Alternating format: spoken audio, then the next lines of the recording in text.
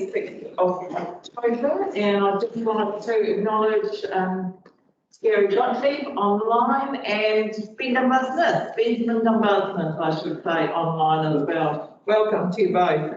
And I'm sure there are a few others there as well. So now I'll take any apologies. Are there any apologies? There being none, move on to public forum, and we have two in the public forum. Who's up first? We'll take Ben. You're welcome to public forum. You're up. You're up. Welcome to the public forum. He's on mute. Oh, mute. Unmute. Unmute yourself, please, Ben. Unmute.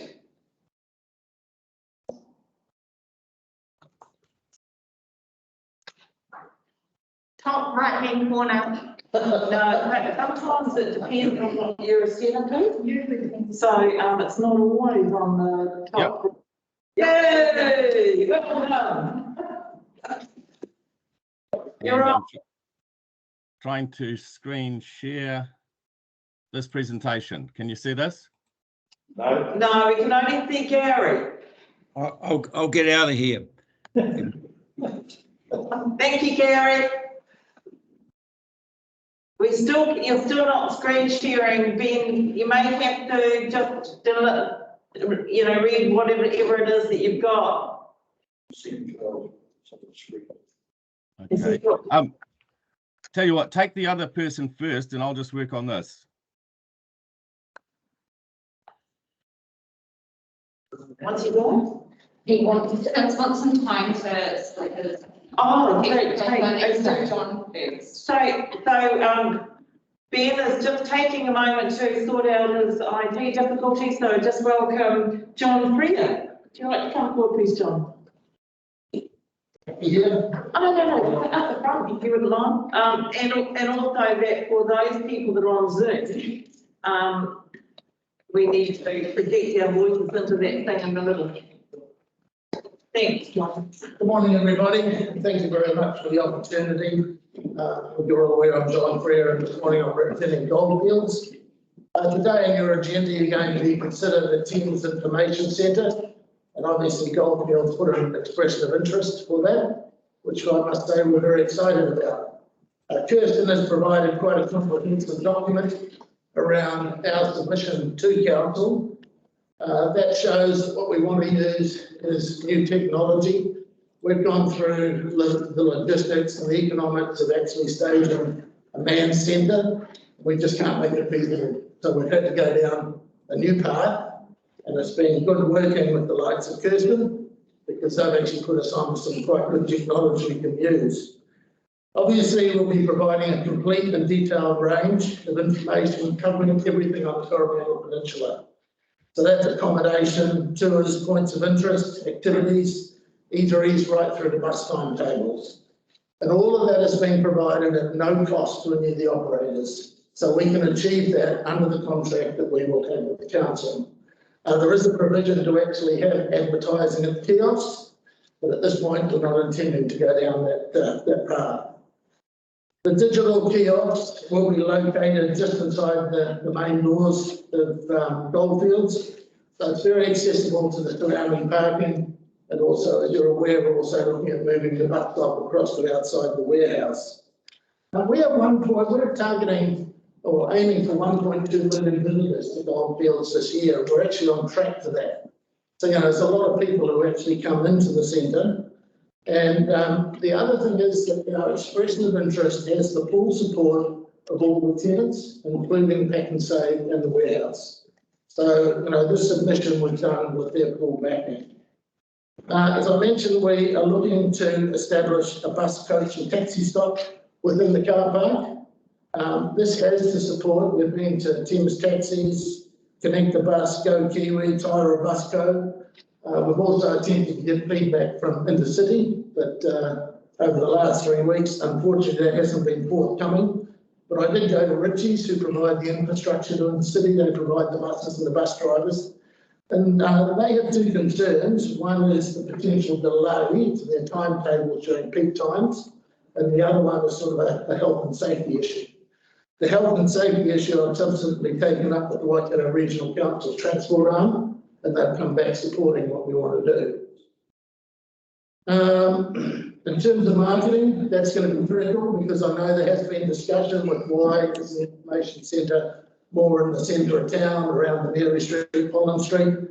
As I said before, we've got 1.2 million people. We're predominantly targeting visitors. They can come in, park in the car park. Marketing is something which will be critical. Obviously, you may be aware that we've recently taken the sponsorship of CFM's morning breakfast show, and that goes right through until next February. And we've got an agreement with a couple of the newspapers also in terms of ongoing advertising. We do have a big sign on Queen Street, which would obviously have the information centre on that. We're offering a modern, viable, high-profile option, and obviously the information on there will be current and up to date. We also have potential for an online booking system. Besides the kiosks, there will be a tourism display, which is predominantly video footage that we're accessing through Destination Coromandel, which will play on a reel and be updated, but that'll be there. The centre is open from 8 in the morning until 8 at night, so it will be accessible right through that time. During peak times, we're open through until 10 o'clock at night through December and January. So obviously people will have access to that. But we're excited by the opportunity. We look forward to implementing the plan and delivering a quality information platform. Thanks very much. Thank you very much, John. Are there any questions for John? There being none? Oh, sorry, Martin. So you're saying it will be, the service will be free to the tourist operators that are featured on the kiosk? Correct. Right. So if they wanted to provide us with footage and stuff, there may be a cost for that for them to produce it. Yeah. But in terms of them getting stuff on the kiosk, and we're actually, by the way, we're now putting in 2 kiosks, not just the one, because we've actually done a pretty good purchase deal with where we're getting the kiosks from. So all that information will be totally free to provide. Thanks. All right. Any other questions of John? Thanks, everybody. There being none. Thank you very much, John. Appreciate it. So Ben. Can you hear me? Yes, we can. And can you see my screen? We can. Well done. Oh, wonderful. Thank you. Okay, so I just wanted to talk about the Three Waters reform. And I wanted to thank Council for standing up to the asset grab. You obviously know about centralisation of power, the reduced role of local councils, increased risk of privatisation. And I just point out again, these are assets that we own, and they're being taken away from us from virtually no compensation. And there's a real problem for us in that the Three Waters makes no allowance for the needs of holidaymakers. We have to build for peak demand, not just resident population. So your resolution shows that we stand up to the asset grab, and that while you weren't allowed to make a decision either way, you did indicate that you would opt out, or the resident feedback was opting out. I just wanted to affirm that I've been holding public meetings with Scott Simpson, and we've had meetings at Whitianga, Thames, Tairua, Whangamata, Waihi and Katikati, lots of opposition. Letters to the editor are also in general opposing, and the poll results from Taxpayers Union show only 19% support. So that endorses what you indicated in your resolution that's coming through today as a minute finalised. Also from councils, 60 of the 67 councils agreed they were disappointed with the process, concerned about the compressed time frame and the lack of details, lack of information about price harmonisation in the initial years. They can tell us what's happening in 30 years, but not what's happening in 3, which is weird. Failure to consider alternative options. But Minister Mahuta, on the day of the conclusion, seemed to indicate in Parliament she was going to mandate anyway. I just wanted to point out you've been caught with a hidden agenda, because the timeline for Three Waters, announced by the PM on the 15th of July at the LGNZ conference, launched the 8-week feedback process. But 2 days earlier, Stuart Crosby had signed a binding agreement with the government that stated that they would not oppose anything if the government decided to adopt an all-in legislative approach. And furthermore, LGNZ was given money to promote this scheme and is still being given money to promote this scheme. My suggestion would be that we get rid of Stuart Cosby at the next election. Also wanted to point out that the government has been playing a funny game with this, in the sense that the legal opinion they had said that they know that local government has to consult when selling or transferring major assets. So if you don't ask them to make a decision, then the consultation's not triggered. And instead, you just ask them for feedback so that we don't get a say as the public, as our statutory agreement under Local Government Act. And then the government goes ahead and mandates. So this has all been a setup. Likewise, when I'm giving these presentations, I ask people to put up their hands if they've got sludge coming out of their taps. Virtually nobody does. It's to use as a forcible indication. So there's a $3 million PR campaign driving this as well. So my urge is that council keep standing up on this issue. It's a sad day for democracy when big government forcibly takes our assets without following the legal processes. It doesn't allow consideration of alternative options. And furthermore, the only option we got is to resource to the courts, which is something that will be happening.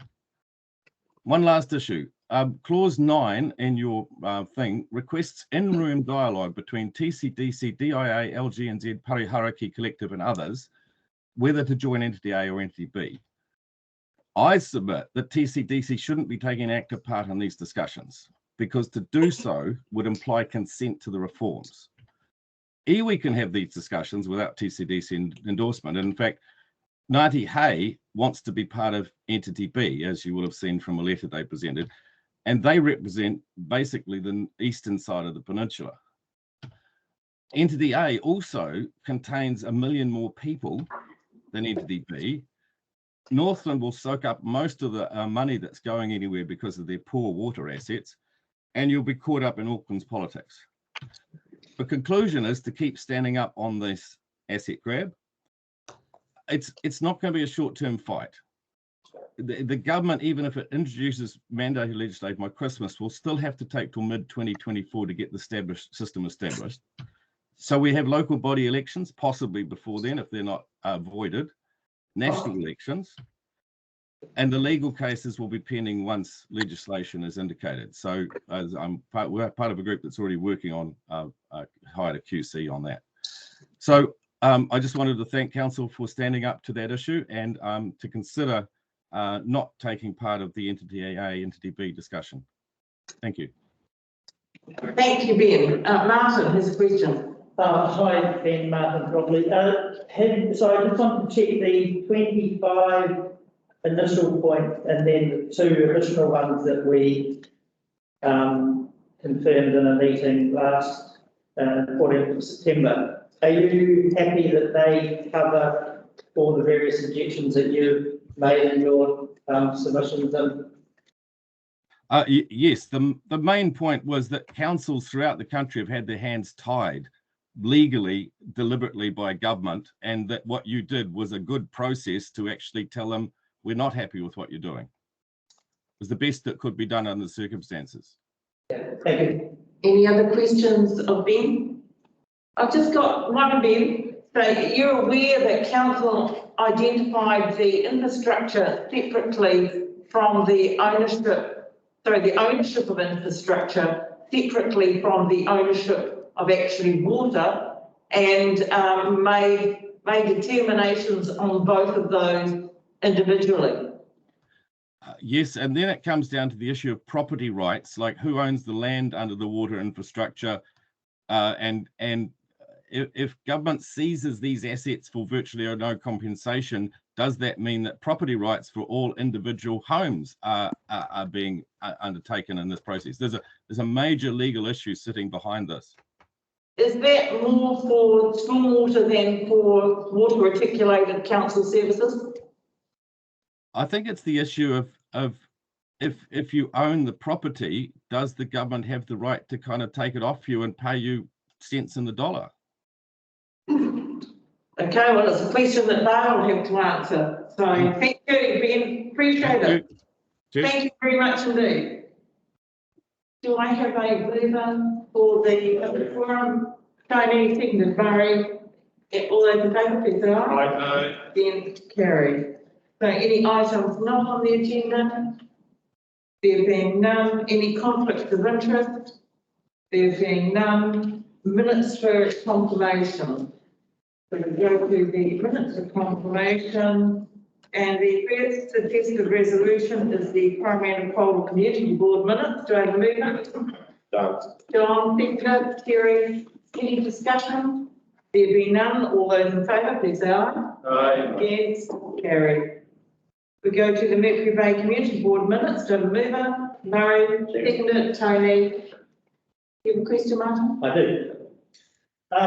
So I was looking at item 4.6 about sheriff block, and I'm just concerned that in that entire report there's no consideration about emissions. Emissions, carbon emissions, you know, the things causing climate change. And I think this just outlines the difficulty we have as a council, and that we don't have any sort of policy when staff are considering impacts. We don't have any consideration of emissions, and you can say, oh, well, it's not us doing that, but it's on council land. It's a bit like the diesel generators proposed in Coromandel. And yeah, so obviously this decision's already been made by the community board, but yeah, I don't think it's a good look. If we are basically saying, yes, we're going to have more emissions as a result of this facility. So, okay, Tony, yeah, so please. So the discussion was had, and motorsport is in all likelihood moving towards more electric. So for those who are in motorsport, would have heard what Hayden Patton's just done with the development of a new car, and which was raced successfully. And we even WR Sport will probably go electric.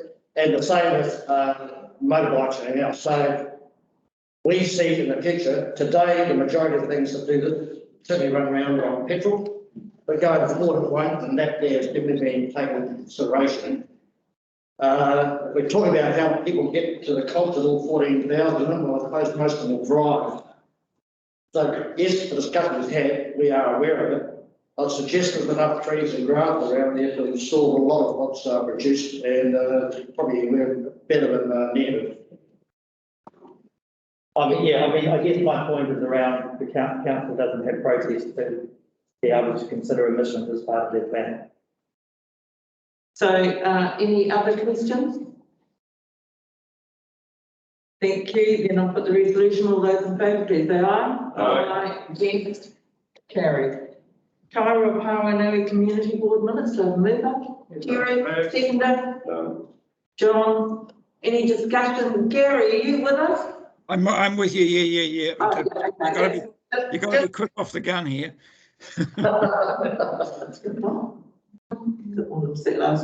Any discussion there? I'll just make a note if I could. 1.4, David Yeoman spoke about the looking to see the rates payments increased from 3 to 4 statements per year. So I'm just throwing that out to make sure that was a discussion I've had, just to help looking through a difficult time. And that'll obviously come up for discussion sometime, but just keep you up to date what's going on there. Right, okay, thank you. There being no further discussion, all those in favour, please say aye. Aye. Against, carried. Thames Community Board minutes. Do I have a mover? Yep. Robin, seconder, Sally, any discussion? There being none, all those in favour, please say aye. Aye. Against, carried. Whangamatā Community Board minutes. Do I have a mover? So Terry, seconder. I'll second. Thank you, Dan. Any discussion? I didn't know whether. Okay, so I just wondered if the actual motion should have been a little bit clearer around the officially word. What it was actually saying, but all those in favour, please say aye. Aye. Against, carried.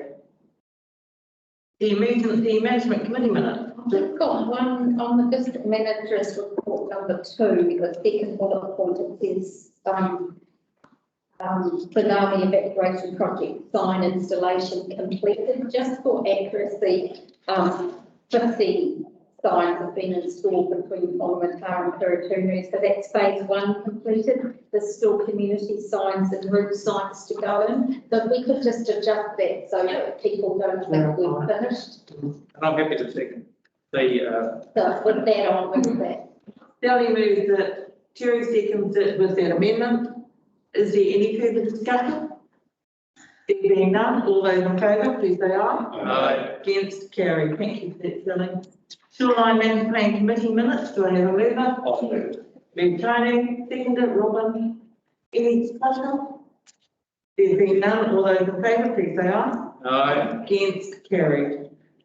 And Thames-Coromandel District Council minutes, do I have a mover? Terry, seconded, Murray. Any discussion? There being none, all those in favour, please say aye. Aye. Against, carried. Thank you very much. That's the minute confirmation. Now we go to item 2.1, and that's notice of motion for government's vaccination program, page 79. So, do I have a mover? I'll move that. Move John, seconded Terry. Is there any discussion? There being none, all those in favour, please say aye. Aye. Against, carried. So moving on to 2.2, proposed amendments to meeting schedule of 2022, page 81. So now, while my resolution says that we adopt the meeting schedule, that can still be changed. You know, so everybody realises that's a flexible program. So do I have a I'll move? move that. I'll second. Moved on, seconded. Sally, any discussion? Yes. Okay. So now that it's done, can we please get the A3 laminated copies to us as soon as possible? It'll be done. My diary is populated for next year now. Is that right? So, Through the year, it'll be done after this meeting. Thank you. okay. I don't need mine A3 laminated, please. No, what was that one? I don't need mine A3 laminated, please. No, not mine.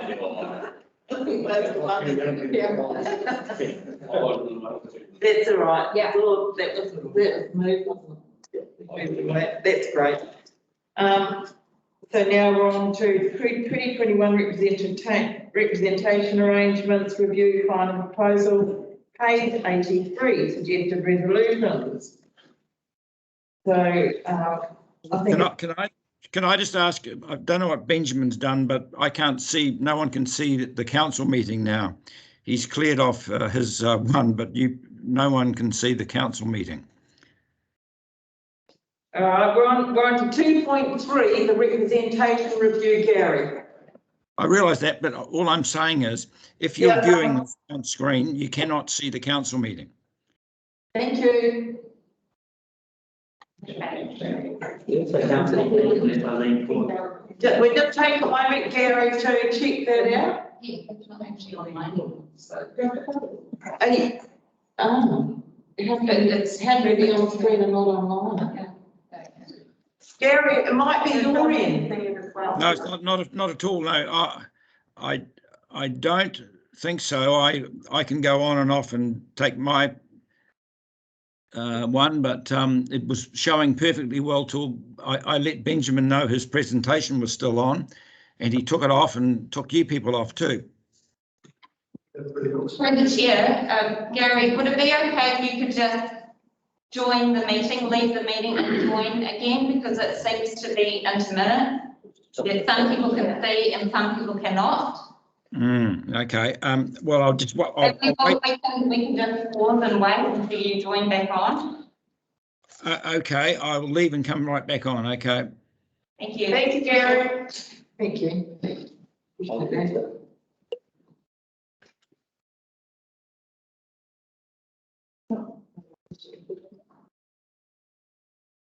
Strong representation, I still need a mover.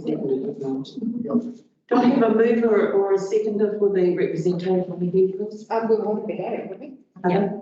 We'll just wait. We were waiting for Gary. Oh, yeah, no, we won't progress with the decision. I'll move it. We can still do this part. So Tony and Murray, it's moved and seconded.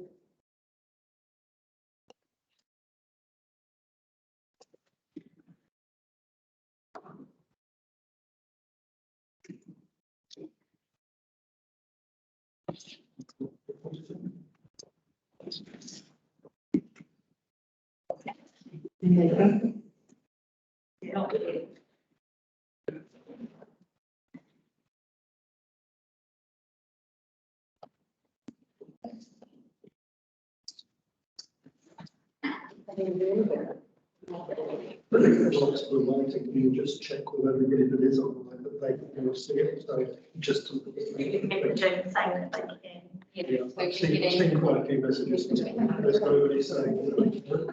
Nobody is there. It might be that they're struggling to.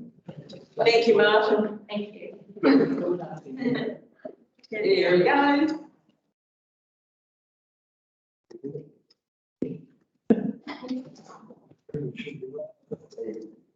Right, Gary, you with us? It might be, yeah, he's definitely in and he needs to unmute. I'm on now. Good on you, thank you. Can you see us well? Yeah, it's good. I can see you all now. Okay, so the resolution has been moved by Tony, seconded by Murray. We're on the representation review. Can I just make a comment? Because I talked to Dale about this. We have this legislation which ignores paying ratepayers and their representation. If it were taking into account people that paid rates in South Eastern Ward, we'd be having 3 councillors. So it really is a faulty system. And I for that in principle, I'm voting against this because I know the law is the law, but it's just a nonsense law at the moment. So that's my view. Do you want that vote recorded, Gary? Yep. Yes, please. Yes, Gary. Yeah, and I'd like to talk to it too if I could, and I'm going to vote against it. We had a very good proposal come through, or presentation from Joyce Birdsall from Tairua Ratepayers Association. It's something that we've fought for quite a while and talking and getting feedback from the people. We're at 9.46% plus, so we're not far away from it, but unless we get those non-resident ratepayers considered, we're always going to be with 2 councillors and 2 community boards. So I'm voting against it and I'd like to be reported as well. So the concerns that's being raised here is the lack of vote for absentee ratepayers. Correct. They can register to have one. No, it's not about that. It's about the fact, the way they look at those, what they take into account when considering representation. It doesn't matter if you're enrolled or not. And it's just the way it's done and the way that's happening with 3 Waters. It's this policy that exists. And all I'm saying is... None of us disagree. No, Yeah. none of us just, yeah, that's a good point, Sally. We don't disagree with you, Gary. The allocation model, really. Yeah. That's disadvantages of yet again. So no one's disagreeing with you. One of the problems is we've got 7 councils in the country, similar to ours, that have a huge influx of people, even though they're not at the moment. And the reality is that the total social needs have to take into account of all the buildings and ratepayers and people are there. And it's not being acknowledged in 3 Waters, and it's not really being acknowledged in representation. So that's the point I'm making. That's right. Okay, so all that, oh, sorry, Martin. Yeah, I just wanted to raise again, as I consistently throughout the process, my disappointment in how we considered Murray wards. We've had pretty much no input from Evie on the peninsula. We had a comment from the mayor that she made a couple of phone calls and didn't think Evie was ready. My initial feeling at when we were first discussing this was people were concerned that people could get a poll together and overturn it, as it happened to a number of different councils. The government then removed that, and we were then told, well, there's no time for consideration. That's possibly true, there was no time, but there's nothing in here saying that we want to look at this in the next 3 years before the next election, so that we can be ahead of the game and engaging, so that that can be looked at for the elections in 2025. So I just wanted to register that. Yeah, well, I support. I have to say that I, in fact, didn't even see it pop up on the radar. Right? People have asked me to deal with it, and I said I never saw it. So it just must have obviously slipped through. I never saw it at all. So based on that, I'll also be voting against it. I agree with the rest of it, but yeah, I feel that hasn't been given proper consideration. Thank you, Martin. Barry. I was just going to say that it was discussed in our discussions. We did look at the legislation. We've got to mandate it. We've got to do it by 2025, I think, from memory. Yeah. So we mandated to do it, and we said we will do it. So it's just this election, and we said we'll do it for the next. Yeah, I mean, there's just nothing in here. Tony. Nothing in here. That's it, I big agree. And I would say local government reform will probably overrun it. Absolutely. Yeah. Okay. Oh, John, sorry. Yeah, all that aside, rather than vote against it, would you consider perhaps putting another bullet point in there, Martin, registering your concerns and then making his black and white promise in that resolution? Would you then feel that you would vote for it? Yeah, in hindsight, I probably should actually have come up with some sort of additional resolution. Or if you want to tag it in there now, and then that would actually be helpful, probably. We might, through the chair, we might just need to check if we can do that with Dale, who's online. I don't think so. So, yeah, we can get the people one. Because it's the final. Oh, hi Dale, can you please explain to the council? Well, I missed the question. Could you please repeat it? Is it possible, Dale, at this stage to put an additional bit in the resolution that says the council will be considering the future of marriage laws in this district? In time for the next. In time for the next, yes. You can put it in your, you can put it in a resolution, but you can't bind the next council to this. You can recommend that the new council looks at this. The legislation does permit a council currently to revise this issue or review this issue every 3 years anyway. Just for the sake of unity.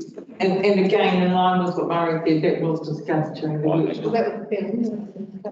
So I'm going to put the resolution, all those in favour, please say aye. Aye. Against? Yes. So we have 3 against, carried, thank you. To put in another, No, just a bullet point. just a bullet point that says that we recommend the next council on April drawing warrants in the 20. So you want to put another resolution? We can definitely put it as a checkpoint. Yes. That's the one. That's fine. Thank you. Was it? Yeah, well. Okay. Another resolution that we just recommend to the next council. That's what we were going to do. Happy with that. Let's do that. We just leave it recorded. So move it, Tom is moving it, who's seconding it? Martin is seconding it, that we recommend that for the next council, that they consider a Maori ward. That's it, simple. Yep. Okay, any further discussion? There being none, all those in favour, please say aye. Aye. Then carried. Right, okay, so now we're on to the local alcohol policy review, page 89. And do I have a mover? I will move. Move Tony, seconded Murray, any discussion? Can I just say, when we did this policy, we spent considerable time, we had a regular committee that just spent considerable time and went through and it seems to be working well. I think the times are well, they're good in our area, we've looked at other areas, so I think it's pretty good. Excellent, any further discussion? Thank you, Kate.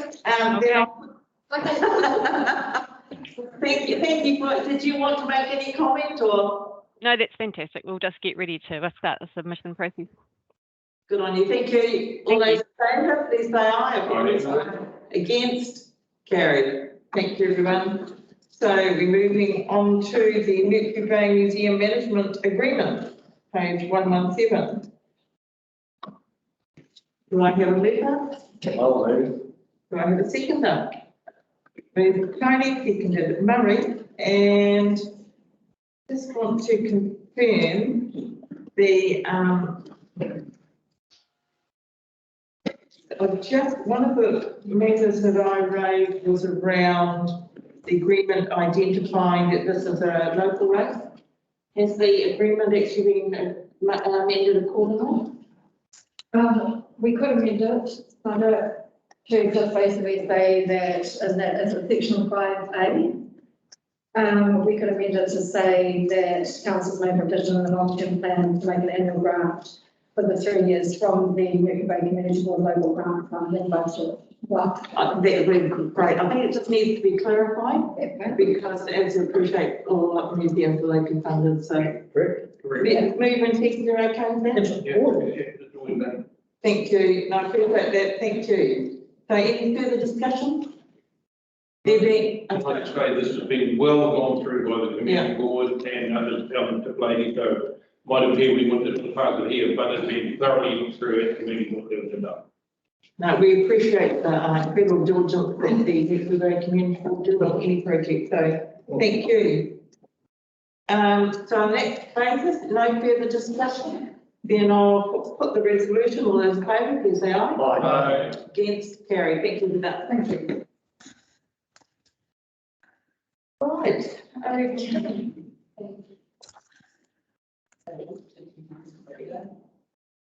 Oh, Bill, Mr. Barclay, could you please turn off your video? Your visual.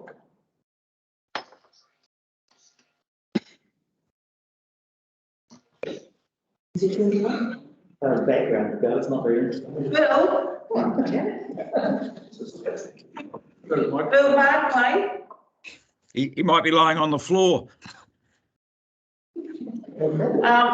Gary, this is public forum. Oh, sorry, that was just a bit of humour. I know, but just in case, sometimes it can be misinterpreted. Okay, could somebody please bring them? We're going to deal with it. Thank you. Okay, so we move on to the next one. Easter Sunday trading. I'm happy to move. Move Terry, seconded Sally. Any discussion? There being none, all those in favour, please say aye. Aye. Against? Carry. Thank you, Rachel. Awesome work. Alrighty, so next on to Waikato East Life Education Trust grant. It's just confirming the grant, continued grant from this council, the Waikato Education Trust, a slight name change.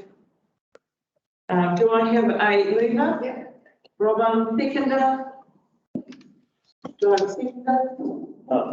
Martin, any discussion? Just, where's the base tent? I'm not too sure. No, that's based in Tairua. In Tairua. So the crop district, they get, it's a larger area that they cover. Does Kauraki, does that matter as well? Is it that area? Yeah. Yeah. It's like the giraffe here, talking books and stuff. Okay, yeah, I just wondered where they were located. Yeah, and they cover the area well.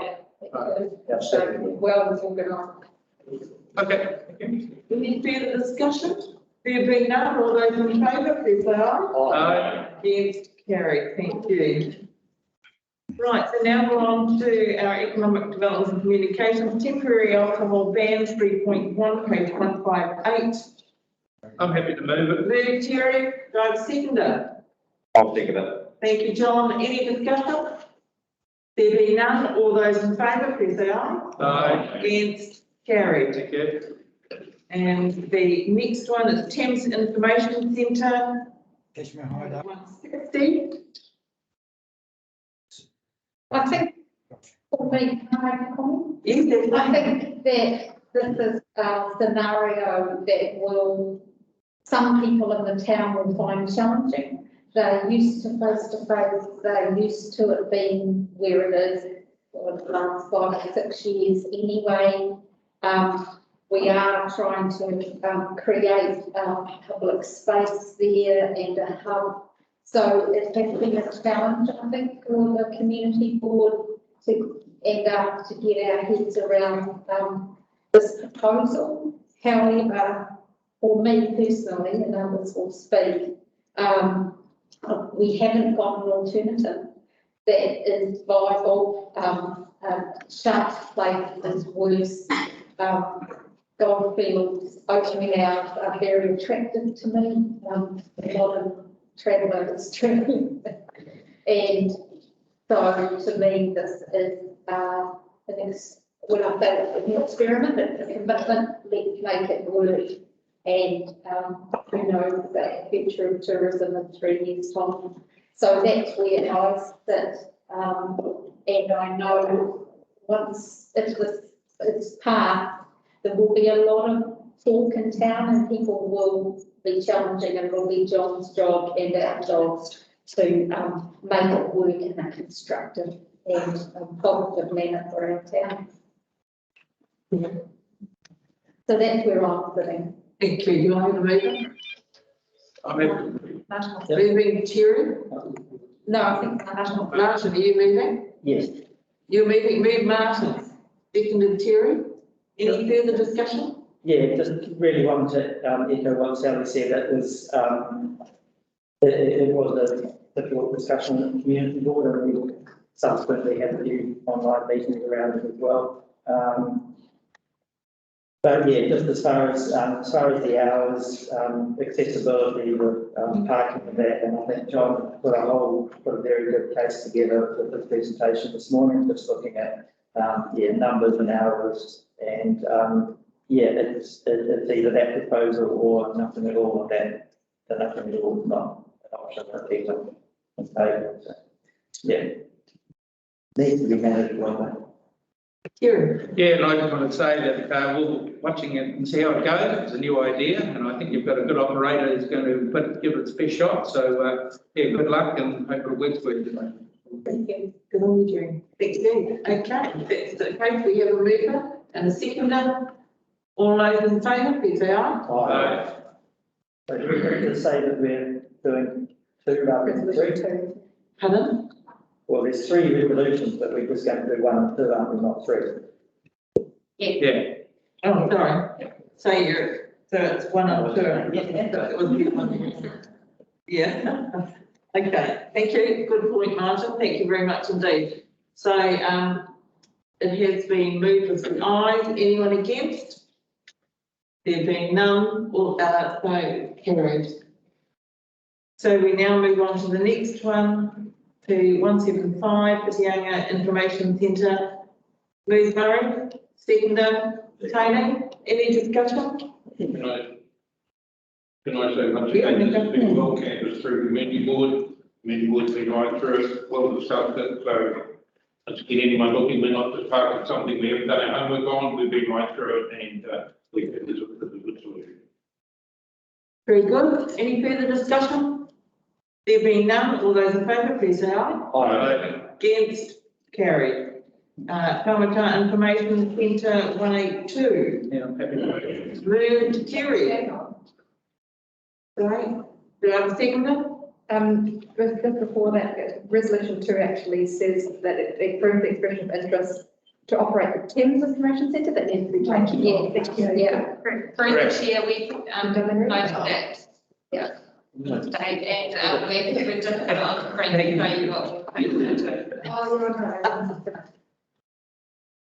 So Whangamata 182, and we've got a mover with Terry. Do we have a seconder? I'll second, Gary. Oh, sorry. Gary. I'll second, yep. Thank you, Gary. Is there any discussion? Just like to say to the chair here that we've looked at this hard, and we're hoping this kind of work with a couple of to look at, and we look forward to a productive and organised year of making that. So, thank you. Awesome. Okay. Any further discussion? There being none, all those in favour, please say aye. Aye. Against, carried. Well done, people. Thank you very much, Lorna. Right, moving right along, Local Government Funding Agency, 4.1. How are we doing for time? So we're good. 4.1, page 198. Do I have a mover? I move. Tony, seconder? Done. John, any discussion? Have you got any particular highlight? This one, what this is asking, which I need to get a council resolution for, to vote at the AGM. So this is, basically the spot of paper is giving you the details of who's standing, and basically how we're going to vote. We basically just vote in accordance with what the shareholders council advises us, because they work on behalf of all the shareholders in LGFA. So that's kind of where we get to, but I just need to bring it to you to have that resolution, so that I can give that resolution to the shareholders council to be able to vote on your behalf. Yeah. Everybody happy with that process? Yeah. So any further discussion? There being none, all those in favour, please say aye. Aye. Again, carried. Well done, Mama. Thank you so much. Appreciate it. Okay, so 5.1, classification of Tairua-Pauanui reserves 263. Yeah, I'm happy to move this one. Move Terry, do I have a seconder?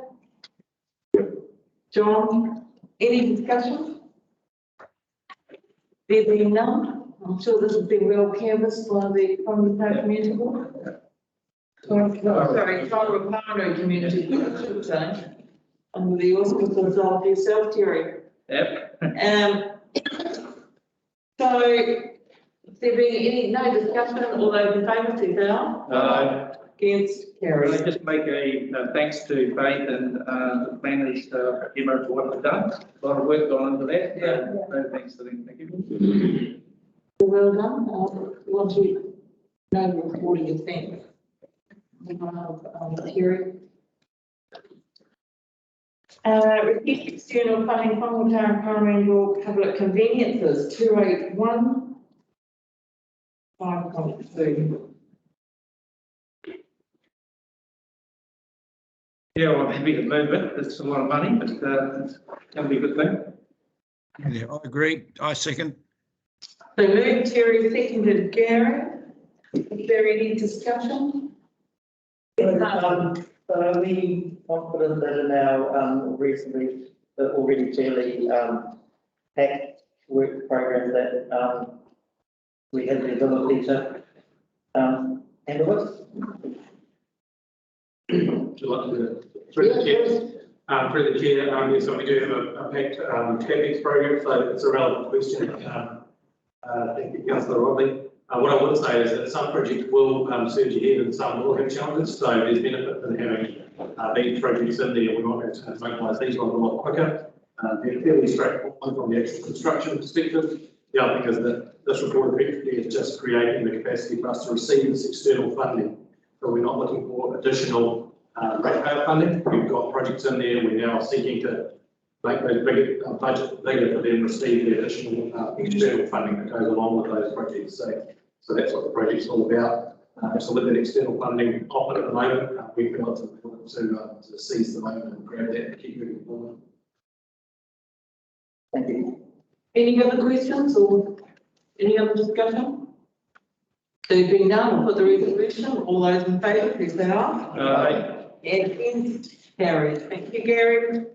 And now we have the Chief Executive report. Thank you, Your Worship. Fairly detailed report on specific issues as titled there. I won't go through each one individually, other than to sort of continue to note that the reform programme is having a significant impact on our policy team in terms of the amount that they have on their plates. But we're working through as best we can. We have the two key PGF projects that we're endeavouring to progress as best we can. They have their challenges, but we are still optimistic that we can get those progressed significantly before Christmas. Other than that, an allude that Councillor Rodley gave to the capital programme, yes, that is being challenged at the moment with all the COVID lockdowns being extended from Auckland through the Waikato. It's not without its challenges. We're $4.5 to $5 million behind on a $10 million sort of budget at the moment. We're optimistic that with capital programs that sort of money can be caught up, providing these lockdowns don't continue to restrict the movement of staff and contractors in the way that it has done. So it's not fatal at the moment. We're keeping a good eye on it. I'd like to think by November we have vaccination rates increased, we have a bit more freedom of movement, and we have to open up a bit more broadly in the construction sector to be able to get some big work done. Acknowledging that most of our money is generally spent in the summer months through our roading programs. So if we do have continuing restrictions through the summer months, then I would anticipate our capital program to be perhaps quite influenced by those restrictions. So it's a watching brief. We'll keep information flowing through council as to how we progress. The staff are doing their level best to keep things moving. They're doing an admirable job, but again, it's supply chain issues and movement issues are having challenges on the program. But other than that, things are progressing as well as they can. You'll know from the finances, everything looks green.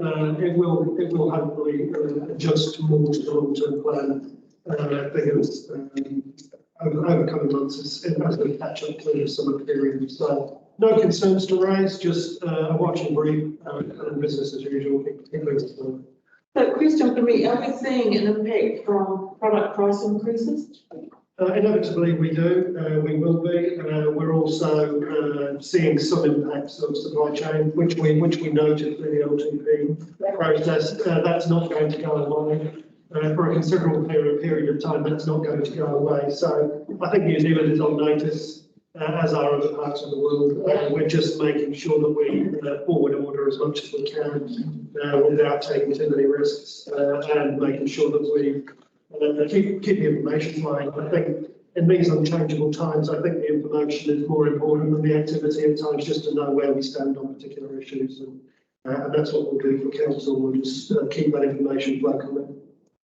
Awesome. Are there any discussions or any further challenge? I'd just like to ask how your whole team is, your whole staff and contractors during the stress. I know, health and safety and well-being, we discuss it all and risk, but I think that from what I noticed about my community, stresses are high, fuses are short, and just wanting to acknowledge that for your team, and have you got the resources you need to support your staff?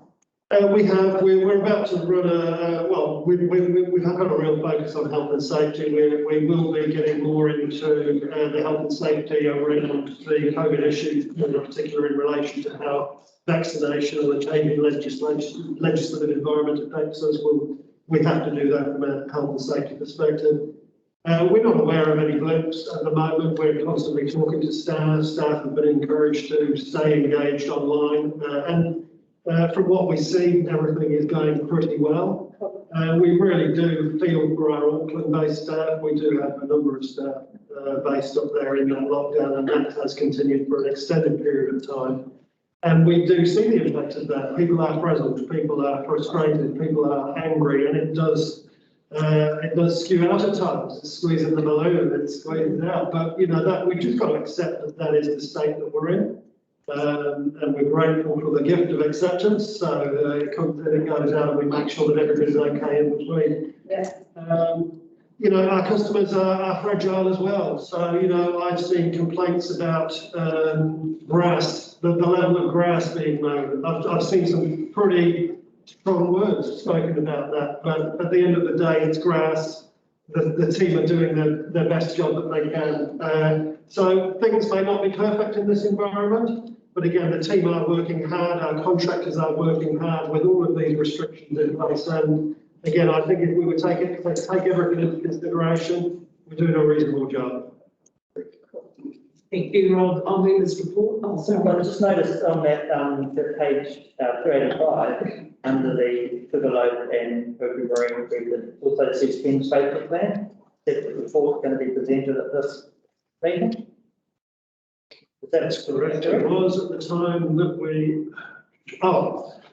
that was the original intention. However, that was primarily going to be an update around the infrastructure acceleration fund. So that's one point I can make actually, is with this council has been successful in the first round with the significant assistance of Tairua-Pauanui. So we've now progressed to a full request for proposal, is what it's termed, and that will be adjudicated by 13th of December, I think, is the target date for that. But again, a lot of credit to the team. There's an awful lot of work gone in by many different agencies and many different teams within this council to achieve that significant step forward for that housing infrastructure acceleration fund for the Thames South area. So really positive news in that regard. And can I just add to that, I had a meeting with representatives from Bupa, and because of our beyond crisis housing shortage now, they're having trouble getting staff, which means that because there's no housing, and the staff can't find places to either rent or own, and so they're having to turn down applications for beds at their residential care facilities, which is horrendous for us because, you know, as we all know, we've got the highest over 65 population of the country, and Robin, you know how important that is to us here in Thames. So they've written to us outlining their issues and concerns around the critical housing shortage that we have. They're unable to find accommodation for staff, and as such, they're having to reduce the number of beds they've got on offer. So I think that's tragic because, you know, they do a great job in caring for our over 65s. Yeah.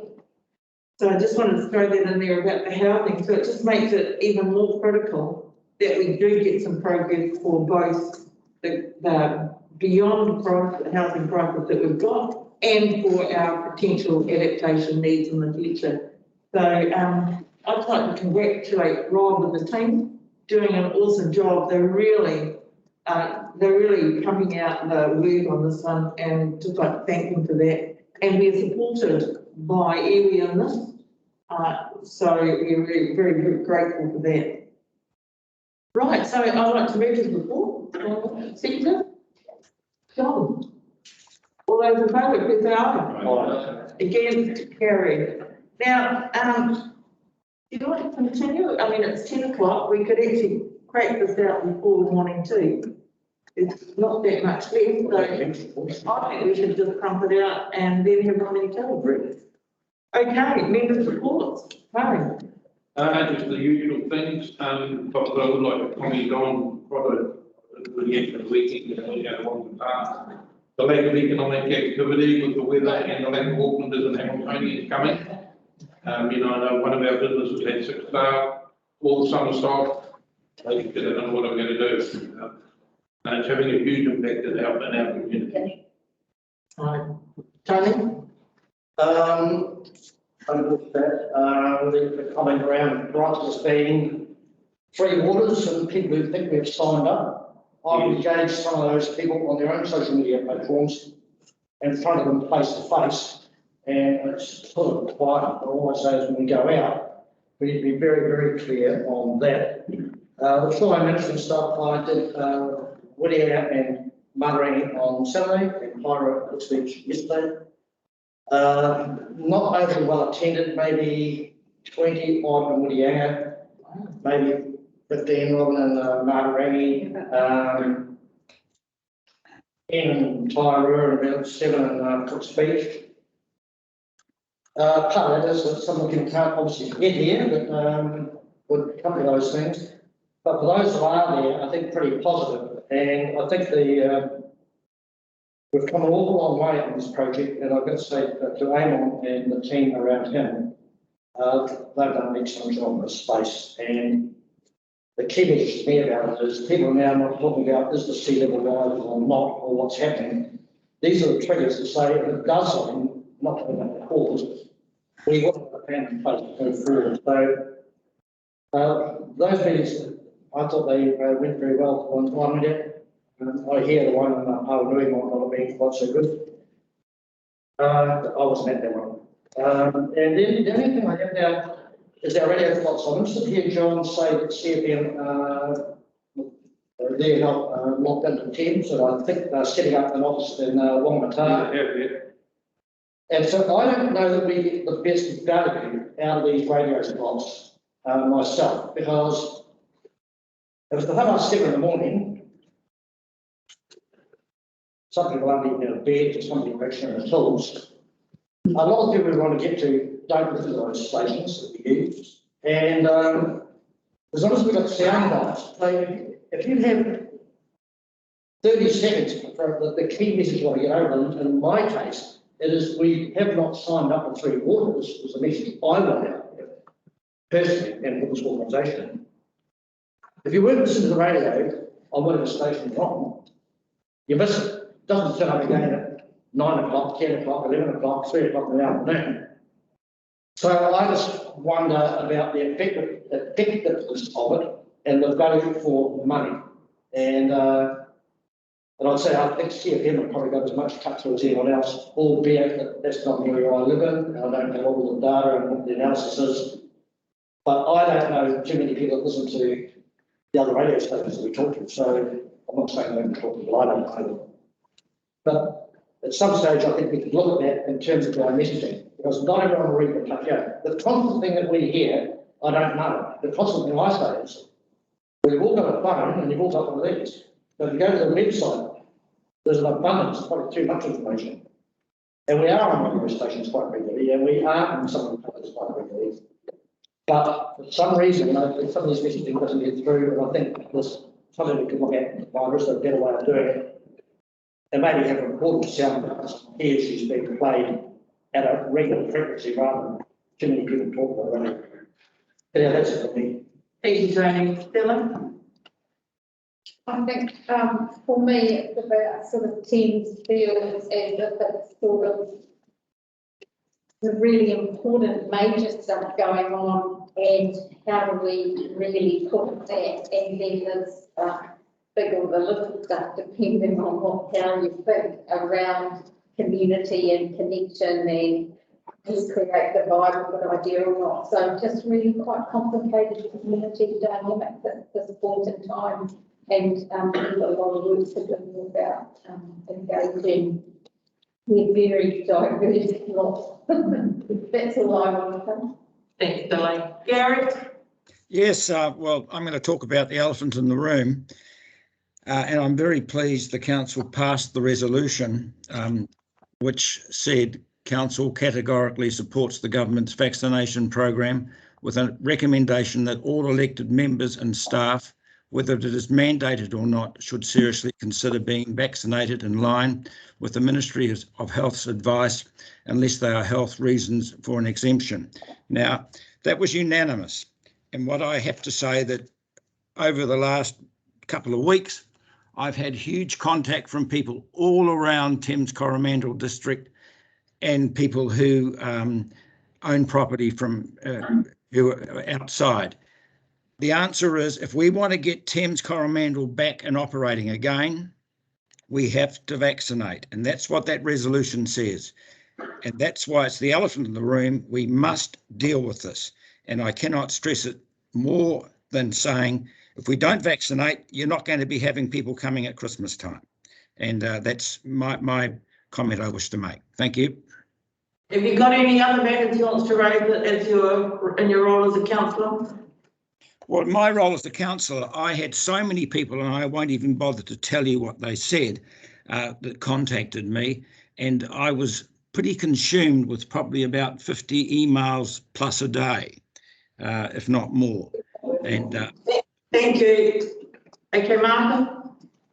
No, nothing specific. I think I've raised various other things during the course of the meeting, but I will just. Thank you, Martin. Robin?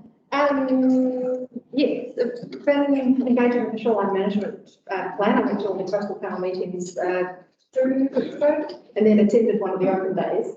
Really only saying what Tony said in terms of, it was a little bit disappointing to see quite a, when I went to Matarangi and there were about 15 people there, but I did really appreciate the flexibility that the project team are approaching. So they were filming the presentations that I put Matarangi with the idea of being able to be flexible about putting that online and engaging ratepayers and residents who are not able to come to the open days. So I appreciate that. Looking forward to the ones this coming weekend on Friday Pemberton, of course, in Peru on Saturday morning. Okay, thank you. John? No, I'm fine, thank you. Jerry? Yeah, just got a couple of points. First is that we have the opening of the Beverly Hills Water Treatment Plant, and your worship was there, and a few agreed with the locals, and did a fantastic job putting a lot of money in there, a couple of $1 million or something, and it looks very professional. So thanks to the team and contractors who turned up, it was really good. A little bit on the disappointing side though, we've spent a year or so with a little working group on the Pepe one-way bridge. And we've been with Scott Simpson and some board chairs and all that, and now we're being told that it was going to be done in 2023 and now it's been pushed out 10 years. So it's really disappointed to hear that come through from the government, and sort of dropped a lot of goodwill that we've lost over that time into the bin. We're doing the transportation plan to the communities in Tairua-Pauanui and Whangamatā, and that's to go out there and seek support for it or against it. And Ed's putting that together, which is fantastic, and supported by regional council. So those two are working quite good together, and we'll see the results of that coming up in the next few weeks. That's me. Can I just ask on that point? Is it fully costed so people understand what the costs are going to be? Yeah, it's fully, clearly what the numbers are and what the costs are. Yeah. And okay, thank you. Now just on following on the Pepe Bridge one, what a huge disappointment that is, because we've worked hard on that. We've even offered in years gone by to make a fiscal contribution, actually put some money into the pot to help expedite those 3 bridges, that one-way bridges around Tairua. So it is a huge disappointment, but we're just going to have to keep working on it. And I'd just like to thank Robin, but also in particular Tony Fox, for the work that they're doing on the shoreline management plan. Tony offered to go to the plan meetings because currently I'm occupied and have to care for someone. So I was really appreciative of the work that Tony's done, because it's quite an obligation and responsibility to attend all of those meetings. He understands it incredibly well. And so, Tony, I think you're doing a great job in that regard. Thames Museum, I just want to put a shout out to the Thames Museum. I went into the Thames Museum about a week ago, and it's the most fantastic boutique little museum. And right now they have a model a model of a torture pa, and it's one of the best models I've seen for a long time. It's big enough to get a real sense of how they lived in years gone by, and it's not too small that you can't really appreciate all the nuances within the structure. Absolutely brilliant. Their new Tairua room is coming on superbly, and I think it's going to be one of those must go to, and I recommend it to anybody as it is, without even being finished. It's just a delightful little museum. So just like to also thank Rob, to you and your team. I know you've been dealing through difficult times, very, very hard times. So just like to thank you all for the excellent job you're doing. I think it's pretty amazing that we're managing to get through how we are, and I just particularly want to thank you for the work on the Tairua Water Harbour. And that's very dear to my heart, that one, as one of those must-haves. We must do that. We've got to get that over the line. So that's it from me. I'm now going to get a move and a second for the members' report. Seconded Sally. All those in favour, please say aye. Aye. Against, carried. I move that we have a cup of tea. Move public excluded, seconder. No, I think a cup of tea. Oh, please, no, public excluded.